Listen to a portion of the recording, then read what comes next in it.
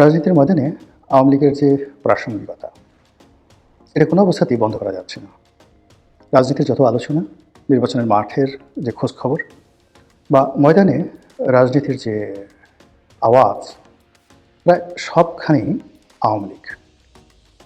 ইতিবাচক, নেতিবাচক, ভয়, ভীতি, পক্ষে বিপক্ষে যেভাবেই হোক না কেন, যে রাজনৈতিক দলই নির্বাচনে অংশগ্রহণ করছেন, তারা একটু সুযোগ পাওয়ার সঙ্গে সঙ্গেই আওয়ামী লীগের প্রসঙ্গ আনছেন। তো আওয়ামী লীগের প্রসঙ্গ আনতে গিয়ে কেউ ভয় দেখাচ্ছেন, আমাদেরকে ভোট দিন, বা বর্তমান ইউনিট সরকারকে হাতে শক্তিশালী করুন, ভালো একটা নির্বাচন দিন, আদারওয়াইজ আওয়ামী লীগ চলে আসবে। আর আওয়ামী লীগ আসলে কী হবে? ডলা, এমন ডলা দেবে একেবারে কিয়ামত পর্যন্ত সেই ডলা বলতে পারবেন না। এগুলো একটা গ্রুপ। দ্বিতীয়ত হলো দেশি বিদেশি বিভিন্ন পক্ষ, তারা বলার চেষ্টা করছে যে আওয়ামী লীগকে ছাড়া নির্বাচনটা গ্রহণযোগ্য হবে না, ভালো হবে না, ভালো নির্বাচন হবে না, তোমরা টিকতে পারবে না, বেশি দিন থাকবে না। এই কথাগুলো অহরহ কিন্তু বলা হচ্ছে। এরপরে যে জিনিসগুলো করা হচ্ছে সেটা হলো অনেকে ভয় দেখাচ্ছে যে ইতিপূর্বে আওয়ামী লীগের মতো একটা বড় দল, তারা নিজেরা নির্বাচন করেছে বিএনপিকে ছাড়া, তবুও তারা টিকতে পারবে না, গ্রহণযোগ্যতা পায়নি। এত উন্নয়ন, এত ডেভেলপমেন্ট, এত কিছু করার পরও শেষ পর্যন্ত তাদেরকে পালাতে হলো। তো সেক্ষেত্রে আওয়ামী লীগ এবং তাদের যারা সহযোগী রাজনৈতিক দলগুলো রয়েছে, সেই রাজনৈতিক দলগুলোর 50% ভোটার তাদেরকে বাদ দিয়ে তোমরা যে নির্বাচন করতে চাচ্ছ, সেই নির্বাচন তোমরা বেশি দিন টিকতে পারবে না। এই কথার বাইরে আবার অনেকে বলার চেষ্টা করছে, ওরে বাবা, আওয়ামী লীগের অবস্থা জানো? এদের মতো বদমাশ কোনো দল আছে? পরতে পরতে এদের যাকে বলা শয়তানি বুদ্ধি, কোথায় বোমা মারতে হবে, কোথায় ককটেল ফুটাতে হবে, কার কোন জায়গায় বাঁশ দিতে হবে, কোথায় যাকে বলা হয় বট বাহিনী লাগাতে হবে। আপনি বোঝার চেষ্টা করুন যে গত 15টি বছর আওয়ামী লীগ আর জামাত একে অপরের সঙ্গে এভাবে মিশেছিল, আওয়ামী লীগও টের পায়নি যে তাদের মধ্যে জামাত আছে, আর জামাত আওয়ামী লীগের সঙ্গে থাকতে তাদের কোনো অসুবিধা হয়নি। তো সেই আওয়ামী লীগ যদি বিএনপি ক্ষমতা আসে, জামাত ক্ষমতা আসে, তাহলে তারা তাদেরকে স্বস্তিতে ঘুমোতে দেবে, খেতে দেবে, পড়তে দেবে, এটি কল্পনা করা যায় না। কাজেই সবাই আওয়ামী লীগের সঙ্গে একটা সমঝোতা করা, অথবা আওয়ামী লীগকে নির্মূল করা, অথবা আওয়ামী লীগকে একেবারে পুরো রাজনীতির ময়দান থেকে উচ্ছেদ করা, এই বিষয়গুলো নিয়ে ব্যাপকভাবে গবেষণা করছে, হুমকি ধামকি দিচ্ছে, সতর্ক হচ্ছে এবং আওয়ামী বিরোধী একটা প্যাক্ট তৈরি করার চেষ্টা করছে। কিন্তু এখানে পথে ঘাটে মাঠে যে সমস্যাগুলো দেখা দিয়েছে সেটা হলো সিন্স 1954 আওয়ামী লীগ যে কোনো কারণেই হোক গরিব মানুষের মধ্যে তাদের যে আদর্শের, রাজনীতির আদর্শের যে বীজ, এটি বপন করতে পেরেছে। তাদের যে প্রতীক, এটি হলো নৌকা, গরিব মানুষের বাহন। এবং এখনও পর্যন্ত আবহমান বাংলায় নৌকার যে কার্যকারিতা, অপরিহার্যতা, এটি আপনি অন্য কোনো বাহনের সঙ্গে তুলনা করতে পারবেন না। টিল নাও এখনও পর্যন্ত নৌকা 1 নম্বর পরিবহন। 2 নম্বরে যেটি আছে সেটি হলো এই দলটি গরিব মানুষের দল। তারা ক্ষমতায় আসলে গরিব মানুষের জন্য সব কিছু করে, বিনামূল্যে তাদেরকে ঘর দেয়, টিউবওয়েল দেয়, 10 টাকা কেজিতে চাল দেয়, ইত্যাদি ইত্যাদি নানা রকম কথা। এখন তারা হয়তো কিছুই দেয়নি, কিছুই করেনি, কিন্তু ওই যে একটা রিক্সাওয়ালা, শেখ হাসিনার জন্য তার পেট পড়ে, শেখ হাসিনা নাই, সে কাকে ভোট দেবে, এই ধরনের কথা দেখেন ভাইরাল হয়ে গেছে। লোকজন জিজ্ঞাসা করছে যে শেখ হাসিনা যদি আবার আসে তাকে ভোট দেবেন? তারা বলে হ্যাঁ, অবশ্যই দেবো। এই যে বিশাল অভুক্ত শ্রেণী, বিশাল অভাগা শ্রেণী, প্রান্তিক জনগোষ্ঠী, যাদের সবাই নৌকা, শেখ হাসিনা, বঙ্গবন্ধু, এদের জন্য পাগল। এবং পাগলের সাথে আপনি কীভাবে রাজনীতি করবেন? মানে আপনি কাউকে যদি বুঝাতে পারেন, বোঝানোর মতো একটা জায়গা থাকে। অনেক লোক বলে যে আমি হলাম, আমাদের বরিশালের আঞ্চলিক ভাষা, হিদলা পড়া আওয়ামী লীগ। আমি যখন করতাম, আমি যখন বিএনপিতে গেছি, হাসতে হাসতে আগে আসলো যে এমপি সাহেব কাজটা করলেন কি, আপনি আওয়ামী লীগ ছেড়ে বিএনপিতে গেলেন, এই দেখেন আমাদের আওয়ামী লীগ করতে করতে শরীরে হিদলা পড়ে গেল, জীবনে কিছুই পাইলাম না, কিন্তু আওয়ামী লীগ তো ছাড়ি নাই, আপনি আওয়ামী লীগ ছেড়ে গেলেন কেন? আপনি এই কথা কী জবাব দেবেন বলেন? পরনের কাপড় ছেঁড়া, গায়ে গেঞ্জিটি পর্যন্ত নেই, কিন্তু মানে মুখ ভরা হাসি, দাঁত অনেকগুলো পড়ে গেছে, পান খেতে খেতে কালো হয়ে গেছে, আওয়ামী লীগ করে। এখন আপনি তাদের বিরুদ্ধে কিচ্ছু বলতে পারবেন না, বললেই সে আপনাকে আক্রমণ করে বসবে। এইরকম একটা যাকে বলা ফ্যানাটিক, একটা দুটো নয়, লক্ষ লক্ষ। এখন ঢাকা শহরে কত লাখ লোক রিক্সা চালায় বলেন তো আপনি, বা সারা বাংলাদেশে রিক্সা আছে কত? এই রিক্সাওয়ালাদের মধ্যে 99% লোক আওয়ামী লীগ করে, কেউ জামাত করে না, কেউ বিএনপি করে না। ঠেলা গাড়ি চালায় কত মানুষ, বুয়া আছে কত, এই বাংলাদেশে কত বুয়া আছে, গ্রামের কৃষক আছে কত, মেহনতি মানুষ, কুলি মজুর মোটে আছে কত, নাপিত আছে কত, ধোপা আছে কত, যে দেখেন 99% লোক তারা আওয়ামী লীগ করে, সব হিদলা পড়া আওয়ামী লীগ।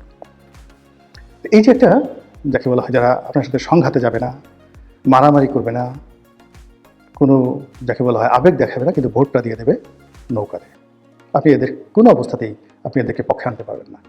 পক্ষে আনার জন্য আরেকটু, যাদের টাকা আছে, পয়সা আছে, গায়ে কাপড় আছে, জামা আছে, এই মানুষগুলোকে আপনি আওয়ামী লীগের যে সমস্ত লোক তাদেরকে আপনি বিএনপিতে আনতে পারবেন, স্বার্থের লোক দেখাতে পারবেন। কিন্তু ওই যে ওর দারিদ্রতাটাই ওর মহানুভবতা, ওর দারিদ্রতাটাই ওর রাজনীতির যাকে বলা হয় শিকড়, এবং সেই শিকড় নিয়েই সে আওয়ামী লীগ করছে। কেন করছে সে নিজেও যায় না। আবার তার মরার পর তার ছেলে অল্প বয়স, কিন্তু সে আওয়ামী লীগ করবে।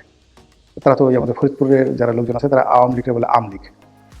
আর পরবর্তীতে যেখানে আমি নির্বাচন করেছি বরিশাল, সেটা ওরা আবার আওয়ামী লীগ বলে না, ওরা আওয়ামী লীগই বলে আর কি। তো যেটা বলছিলাম যে এই যে তাদের যে একটা ফান্ডামেন্টাল গ্রুপ আছে, এটা তাদের একটা মূল পুঁজি, তাদের বিনিয়োগ, তাদের অ্যাসেট, এটার উপর নির্ভর করে তারা অনেক কিছু করে। এরপরে যেটা আছে সেটা তাদের একটা খুব ডেডিকেটেড কর্মী বাহিনী আছে। বাংলাদেশে এখন পর্যন্ত যে রাজনৈতিক দলগুলো রয়েছে তাদের সবার চাইতে সবচেয়ে ইফেক্টিভ, সাহসী তাদের একটা কর্মী বাহিনী আছে, এবং এরা খুবই খতরনাক। দলের জন্য তারা সব কিছু করতে পারে, বিভিন্ন রকম খতরনাক।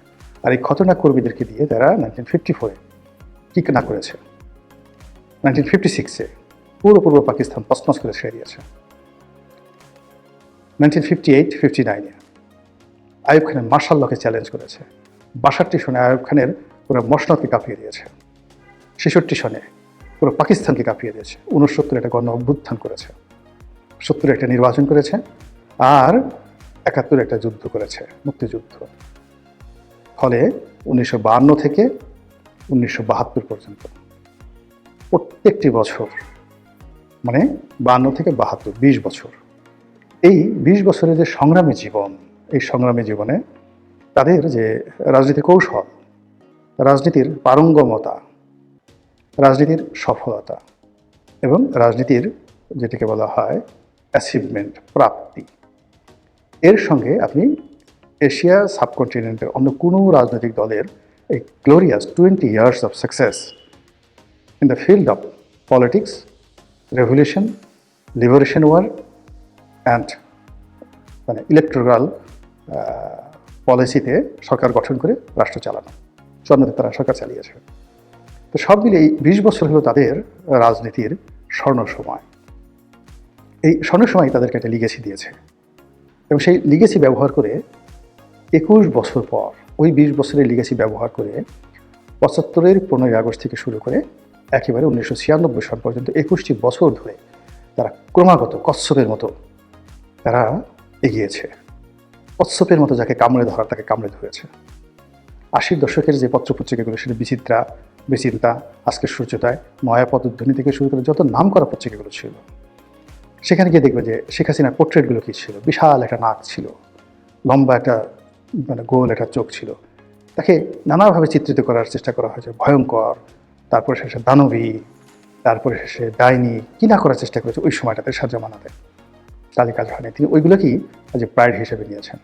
প্রাইড হিসেবে নিয়ে পুরো এরশাদের জমানায় এরশাদকে জলে, স্থলে, অন্তরিক্ষে তছনছ করে ছেড়ে দিয়েছে। এরশাদের পরে আবার 91 থেকে 96 সে মানে বেগম জিয়ার জমানা, তছনছ করে ছেড়ে দিয়েছে, ঘুম হারাম করে দিয়েছে। তখন তো বেগম জিয়া অনেক শক্তিশালী ছিলেন, সরকারও শক্তিশালী ছিল, দেশের বিধি ব্যবস্থা, আইন কানুন এখনের সাথে 100 গুণ পারফেক্ট ছিল, পুলিশের অনেক ক্ষমতা ছিল। তারপরও ওই সময়টাতে আপনি গিয়ে দেখেন আওয়ামী লীগের যে রাজপথের যে তাদের যে পারঙ্গমতা, ইফেক্টিভনেস, বদমাইশি, কূটনীতি, ভালো মন্দ সব মিলিয়ে, মানে এক একটা নেতা মানে কি, এক একটা নেতা মানে এক একটা পরশ পাথর, এক একটা নেতা মানে বটবৃক্ষ, এক একটা নেতা মানে ইবলিস, সব মিলিয়ে আওয়ামী লীগ। আমাদের ওই অঞ্চলে একটা স্লোগান আছে, জাতীয় মাতাল তালে ঠিক, আমরা সবাই আওয়ামী লীগ। আর একজনে বলতেছিল ওর বাড়ি কোথায়, বলতেছে নোয়াখালী। সঙ্গে সঙ্গে সে মাথায় হাত দিছে, বলেন কি ভাই, মুখ কালো হয়ে গেছে, কী হয়েছে? ভাই, একে তো আওয়ামী লীগ, তারপরে আবার নোয়াখালী বাড়ি, বুঝতে পারেন। যে কোনো একটা ডিল করার আগে সে চিন্তা করছিল। সে এই হলো আওয়ামী লীগের পরিচয়। আবার সেই আওয়ামী লীগ 2001 থেকে 2006 পর্যন্ত, এবং 111 আরও 2 বছর কী করেছে বাংলাদেশে। তাহলে দেখুন, ওই যে 20 বছরের তাদের যে সংগ্রামী জীবন, তারপর আবার 21 বছরের যে সংগ্রামী জীবন, 20 আর 21, 41 বছর। তো 41 বছর যাবত তারা শুধু রাজপথে লড়াই সংগ্রাম করেছে, তার সঙ্গে আবার 17 মাস যোগ করে। ফলে এই যে বিরূপ একটা পরিস্থিতি থাকা, সামরিক শাসনের অধীনে থাকা, জেল জুলুম করা, এদের কাছে একটা ভাত মাছ। মানে এটা অনেকের কাছে সমস্যা হতে পারে, কিন্তু ওদের মেরুদণ্ডটা বা ওদের শরীরের যে আয়োডিন, ওদের রক্ত, মাংস, অস্থি, মজ্জা, এই সবই খালি এই সমস্ত লড়াই সংগ্রামের জন্যই প্রস্তুত থাকে। তো এইগুলো করে তাদের যে একটা লিগেসি তৈরি হয়েছে যে তারা রাজপথ গরম করতে পারে, প্রতিপক্ষকে ভিতর সন্তুষ্ট করে দিতে পারে, এবং তাদের টার্গেটে যাওয়ার জন্য তারা কখনো তুলুবুলু করে না, লড়াই সংগ্রাম করে প্রতিপক্ষকে বাধ্য করে তারপর শেষে তারা প্রতিপক্ষকে পরাজিত করে ক্ষমতায় আসে। এবং অতীতে তারা মুসলিম লীগের বিরুদ্ধে লেগেছে, পরাজিত করেছে, ক্ষমতা এসেছে, মুসলিম লীগ শেষ। আইয়ুব খানের বিরুদ্ধে লেগেছে, আইয়ুব খানের রাজনীতি শেষ, জীবন শেষ, সব কিছু শেষ। এরপর ইয়াহিয়া খানের বিরুদ্ধে লেগেছে, ইয়াহিয়া খান শেষ, there is no Yahya Khan. তাকে এই সেনাবাহিনীর প্রধান, প্রেসিডেন্ট সব কিছু রেখে তাকে পরবর্তীতে ইংল্যান্ডে গিয়ে থালা প্লেট পরিষ্কার করে তাকে পেটের ভাত জোগাতে হয়েছে। এইভাবে আওয়ামী লীগ এরশাদ সাহেবকে ধরেছে, শেষ, একেবারে বগল দাবা করে যা করেছে বলার মতো না। এইভাবে যখন তারা যাকে টার্গেট করেছে, ক্যান্সারের মতো, একেবারে ক্যান্সারের মতো, শুষে রক্ত শুষে, ভ্যাম্পারের মতো, ডাইনির মতো, মশার মতো, যেভাবে বলেন না কেন, যাকে টার্গেট করেছে তাকে ধীরে ধীরে ধীরে ধীরে পুরোটা শেষ করে দিয়েছে। এই যে আওয়ামী লীগের লিগেসি, এই লিগেসি এখন এক্সট্রিম পর্যায়ে, এবং সবচেয়ে যাকে বলা হয় ইতিহাসের এমন একটা সময় যখন আওয়ামী লীগের লোকসংখ্যা সবচেয়ে বেশি, আওয়ামী লীগের টাকা পয়সা সবচেয়ে বেশি, ইন্টারন্যাশনাল কানেকশন খুব বেশি, America, England, Bharat, Singapore, Malaysia, সংযুক্ত আরব আমিরাত, সৌদি আরব, এই রাষ্ট্রগুলোর সঙ্গে তাদের ব্যক্তিগত সম্পর্ক আছে, ওই রাষ্ট্রে তাদের লোকজন আছে, ওখানে তাদের লোকজনের ব্যবসা বাণিজ্য আছে, টাকা পয়সা আছে। এই সব কিছু নিয়ে আপনি যখন এরকম একটা শক্তিকে আপনার প্রতিপক্ষ হিসেবে রাখবেন, সে কি আপনাকে ঘুমাতে দেবে? এই কথাই বিদেশিরা বলার চেষ্টা করছে। কি করবেন এখন? আমাদের কাছে ব্যাখ্যা করা, বলা, সেটাই বললাম, বাকিটা মহান আল্লাহ রাব্বুল আলামিনের ইচ্ছা।